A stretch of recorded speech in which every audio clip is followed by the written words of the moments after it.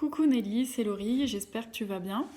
Comme convenu, je t'envoie cette petite vidéo afin de partager avec toi mon expérience sur ce challenge.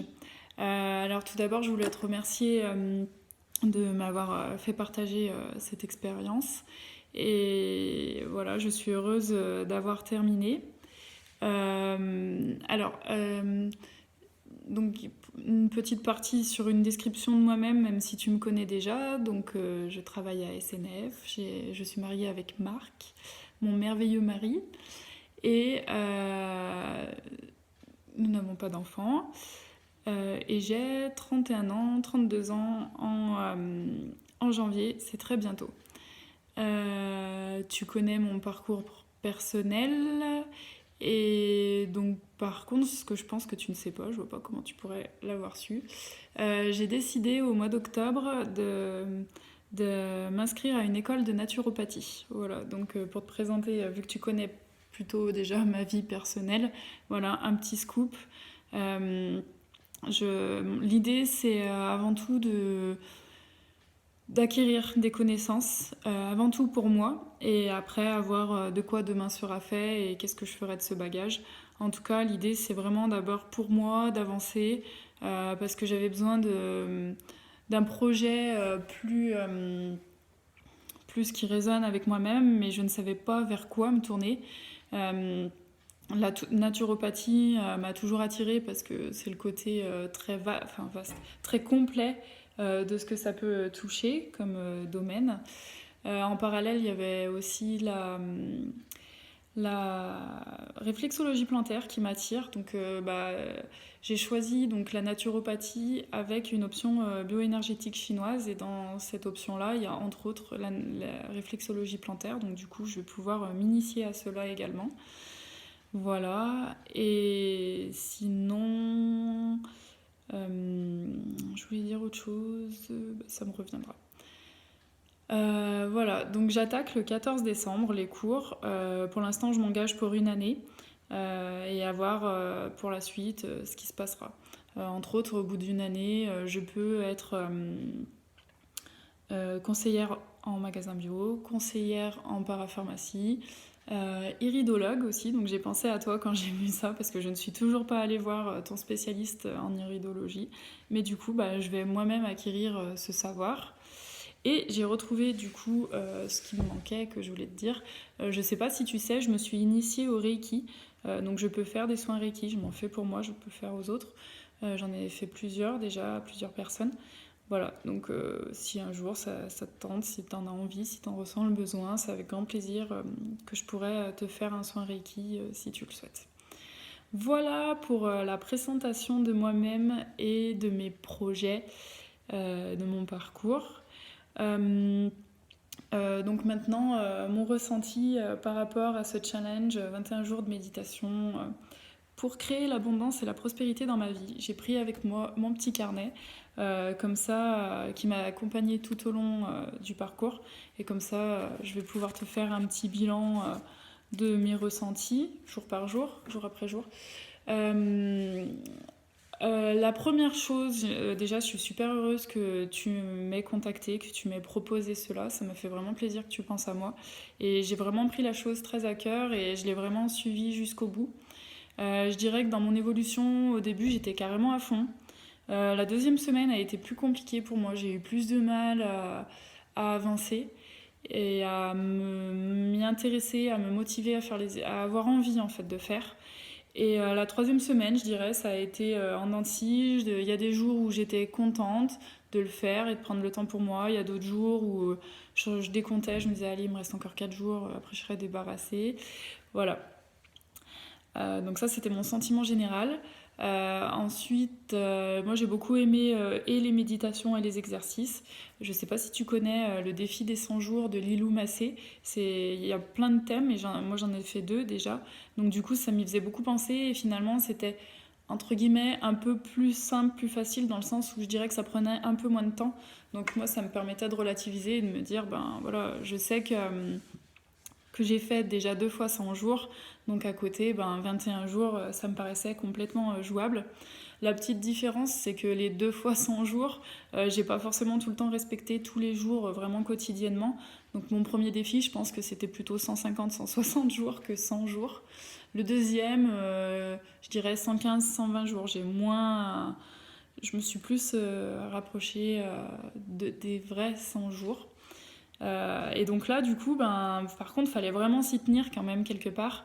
Et parce qu'il fallait il y avait une présence pour soi-même, pour les autres, vu qu'on crée notre groupe. Voilà. Mon groupe, j'avais un groupe une liste que je me suis préparée de 18 personnes. Sur les 18 personnes, il y en avait 4 qui n'avaient pas WhatsApp. Donc je l'ai envoyé vraiment le message qu'à 14 personnes. Et sur ces 14 personnes, il y en a une que j'ai contactée par email en étant sûre, parce que j'avais pas son numéro de téléphone, mais en étant sûre qu'elle aurait WhatsApp. C'est une Canadienne, Maude, elle s'appelle. Et quand je lui ai proposé, elle m'a dit non, j'ai pas de téléphone en fait, donc je peux vraiment pas télécharger WhatsApp.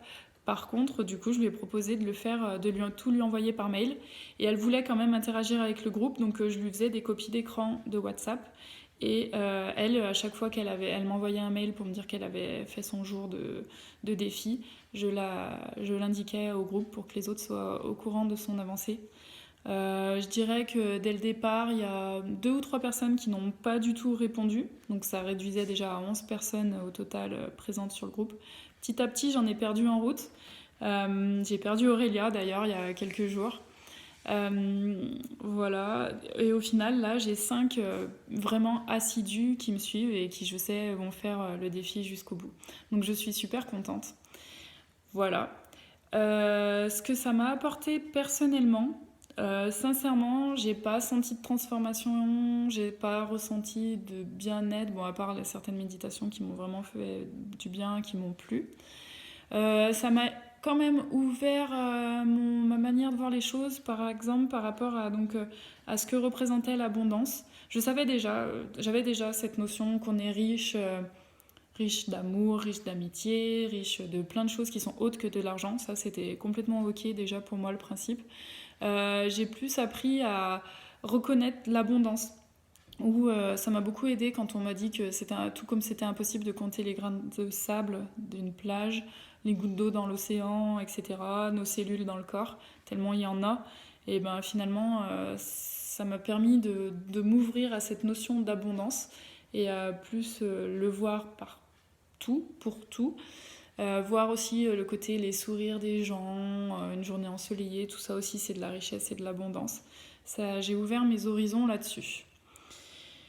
Premier jour, liste de 50 personnes, je l'ai fait assez facilement. Jour 2, les personnes que je considère comme ayant eu du succès, super facilement aussi. Et ce que j'ai aimé, c'est que autant avant j'aurais eu un problème avec le fait de me mettre en avant et de me sentir égoïste ou quoi, je me suis moi-même mise dans les personnes qui ont du succès, les personnes de mon entourage, parce que j'estime que moi aussi j'ai des succès. Voilà, ensuite constituer son groupe, je t'en ai parlé. Dessiner, allez j'en profite, je te fais voir mes moyens de paiement et autres. Donc j'ai mon chèque pour régler toutes mes dettes, ma carte bancaire de l'infini pour payer mes frais au quotidien, et puis les petites pièces de monnaie, un petit peu comme des pourboires pour mes petits coups de cœur. Tu vois, je sais pas si tu vois, la monnaie c'est des cœurs.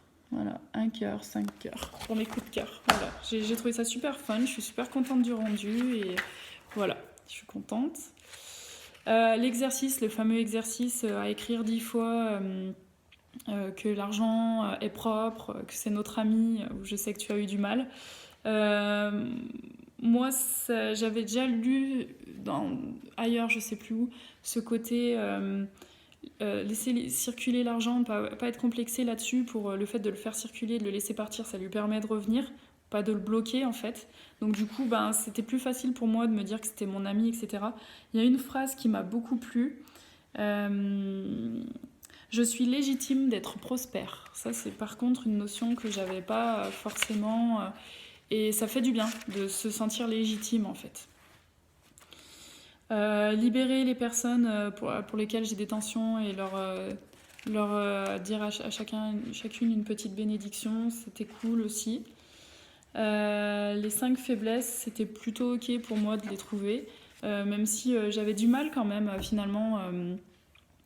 Avant, j'étais vraiment quelqu'un qui voyait que mes défauts, et là finalement, c'était plutôt oh bah, j'ai pas tant de défauts que ça finalement.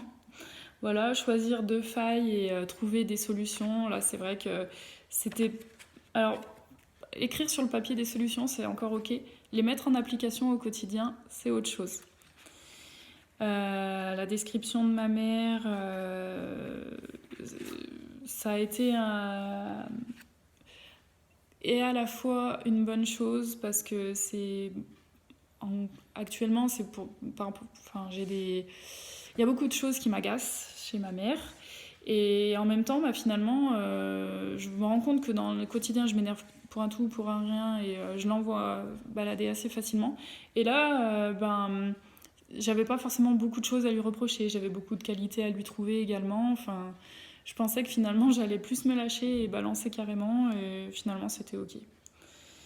Euh, le fait de demander à ma mère quelle était sa plus grande douleur, sa déception dans sa vie, ça a été difficile pour moi sa réponse dans le sens où, en gros, bah, elle a répondu que c'était la maladie qui nous a touchés, moi et mon frère. Et finalement, bah, on se sent responsable du malheur de la personne. Donc ça a été dur pour moi à encaisser. Et puis après, j'ai pris du recul et je me suis dit que de toute façon, une mère, en priorité. Moi, j'ai pas d'enfant, donc c'est pas forcément évident pour moi de le comprendre, mais finalement, une mère, ben, tout ce qui arrive à ses enfants, elle le vit également. Je le comprends, je l'entends complètement. Donc, finalement, je me sens moins coupable. Je me suis défaite de cette culpabilité que j'ai sentie en première réaction. La comparaison avec ma mère, où finalement je me dis que bah, j'ai pas mal de choses que je fais comme elle et que je lui reproche. Les manières dont l'abondance s'est manifestée dans ma vie, ça a été assez simple pour moi, enfin dans la journée, pardon. La lettre de remerciement, ça a été ok pour moi. J'ai choisi quelqu'un où j'avais déjà travaillé sur cette personne et j'avais enlevé tous mes sentiments négatifs déjà, donc c'était ok. Le fait de me pardonner à moi-même, ça m'a fait du bien. J'étais contente de le faire pour toutes les choses que je n'avais pas encore fait. La liste des choses que je possède, j'ai écrit 2 pages et sincèrement je pense que j'aurais pu encore en écrire. On se rend vraiment compte qu'on possède énormément de choses et dans toutes ces choses-là, il y a beaucoup de choses futiles. Lettre de remerciement à mon pays, ça m'a parlé aussi. J'ai vraiment remerciements, ou non plutôt c'était mes sentiments vis-à-vis du pays. Et moi c'était plutôt du positif, même s'il y avait quand même du négatif aussi. Ma réflexion sur cela passera aussi, l'histoire du jour 19, où ça m'a parlé et en même temps j'ai en tête, enfin c'est ok pour moi de comprendre cette notion de ce qui va pas ça finira par passer et ce qui va bien finira par passer aussi, donc la non-permanence des situations, le côté éphémère de la vie et le fait de devoir profiter de l'instant et de ne pas avoir de regrets. C'est des choses qui sont bien ancrées en moi. Euh, j'ai- Et enfin, le jour d'hier, c'était partager l'histoire avec quelqu'un que l'on juge malheureux, qui ne va pas bien, qui se plaint depuis un moment. J'ai choisi une personne pour qui je ne la supportais plus au boulot, dans le sens où elle est très négative, déprimée, enfin voilà. Et il y a très peu de temps, en fait, parce que je la fuyais ces derniers temps, je pouvais plus supporter sa compagnie. Enfin voilà. Et j'avais décidé d'arrêter de taire tout ça parce que je le taisais pour pas lui faire du mal, pour pas lui rentrer dedans. Sauf que du coup, c'est à moi que ça faisait du mal parce que je prenais les choses pour moi. Et du coup, je lui ai dit, j'ai essayé avec le plus de tact possible de lui dire qu'en gros, il y avait des choses qui me dérangeaient. Ça s'est plutôt mal passé dans le sens où elle est partie en pleurant, elle a même pas écouté la fin de ma phrase, enfin voilà. Mais au moins, moi, je l'avais fait, je l'ai déchargé. Du coup, je lui ai renvoyé un message derrière en lui disant je comprends que ça te fasse du mal et il n'y a pas de souci. Repense à tout ce que je t'ai dit. Si tu veux qu'on en reparle, je reste ouverte dans les mois, les semaines, les années qui arrivent, il n'y a pas de souci. Mais voilà, moi, il fallait que je te le dise et moi, je supporte plus tout ça. Donc, c'est pour ça que je prends mes distances. En gros, c'était plus pour lui expliquer le pourquoi du comment. Et ça, c'était il y a un mois environ, donc je me suis dit, est-ce que j'en rajoute une couche en lui disant, bah voilà, t'es la personne que j'ai choisie parce que pour moi, c'est toi que je trouve la plus malheureuse et qui se plaint dans sa vie et depuis un moment en plus et qui ne va pas bien. Par contre, je me voyais pas la prendre à part pour lui reparler de tout ça au boulot, donc je lui ai envoyé le message par texto en lui expliquant ma démarche et d'où ça venait. Zéro nouvelle à ce jour, donc ça fait un peu plus de 24 heures que je lui ai envoyé. Même, ouais, c'était hier matin, donc voilà. Mais c'est ok pour moi. J'ai fait le job et voilà. Et voilà, là j'ai fait le dernier job en question. Je trouve qu'on finit en beauté avec cette vidéo. Pour moi, personnellement, je n'ai pas l'intention de continuer à faire des exercices là-dedans pour plusieurs raisons. Comme je te disais, j'ai déjà passé énormément de temps parce que donc j'ai fait ces 2 défis des 100 jours. J'ai également fait le défi Libérer votre créativité de Julia Cameron, qui était un programme sur 12 semaines. Ça, c'était plus vieux, c'était début 2017 que je l'avais fait. Voilà. Donc, et surtout, bah, je vais avoir énormément de temps à consacrer, à devoir consacrer à mon école de naturopathie. C'est une école sur les week-ends. Et j'attaque du coup le 14 décembre. Voilà.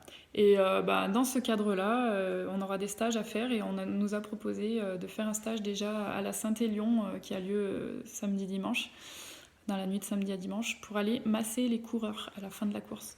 Donc je me suis inscrite, les débutants étaient autorisés, donc c'est parti, ça y est, je raccroche le prochain train. Donc j'étais contente de me rendre compte que les 21 jours se termineraient avant la, cette course-là. Et voilà, chaque étape, ça suit son cours et j'avance, je suis contente.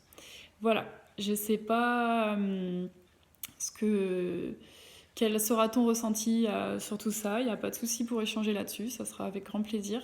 Encore un grand merci de m'avoir permis de partager ça avec toi. Je sais pas, quand je vois que ça y est 17 minutes que la vidéo tourne, si le poids de la vidéo va passer dans WhatsApp, on va tenter. En tout cas, je te remercie et je te souhaite une bonne soirée. Bisous à tout le monde. Ciao, ciao!